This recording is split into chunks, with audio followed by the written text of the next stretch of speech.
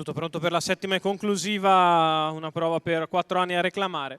Sono in 9 al via.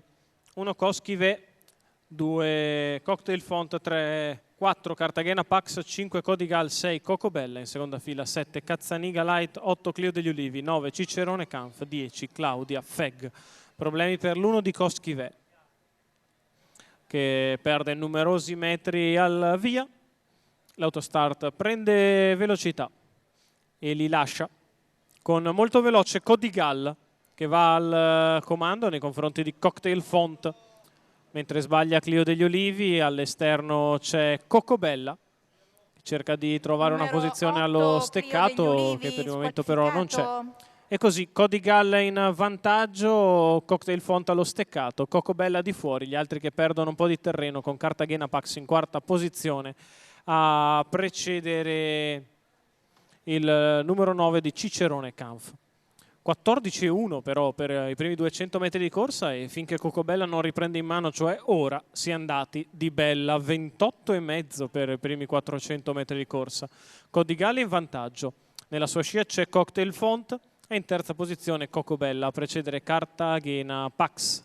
E si completano così i 600 metri con il leader che li passa in 44,8, c'è una frazione in 16,3, però lo strappo iniziale è stato importante. Codigal in vantaggio, Cocktail Font nella sua scia, poi Cocobella e muove a largo con decisione Cartagena Pax. Cartagena che va all'attacco di Codigal, davanti alle tribune una frazione in 15,8.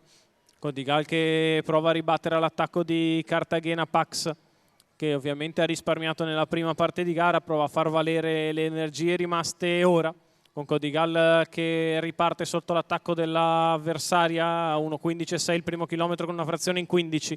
Codigal in vantaggio, Cartagena che attacca, Cocktail Font allo steccato, quindi ancora Cocobella.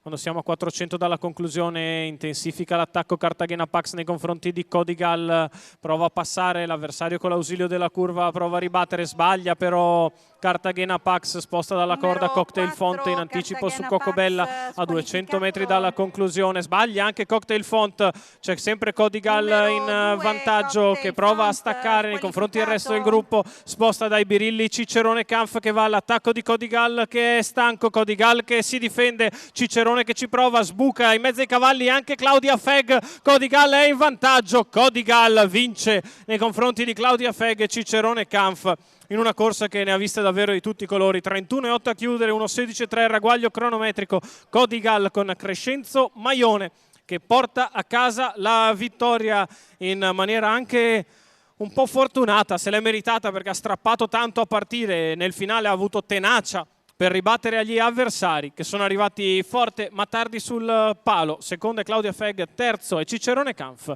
La vittoria di Codigal e Crescenzo Maione in chiusura.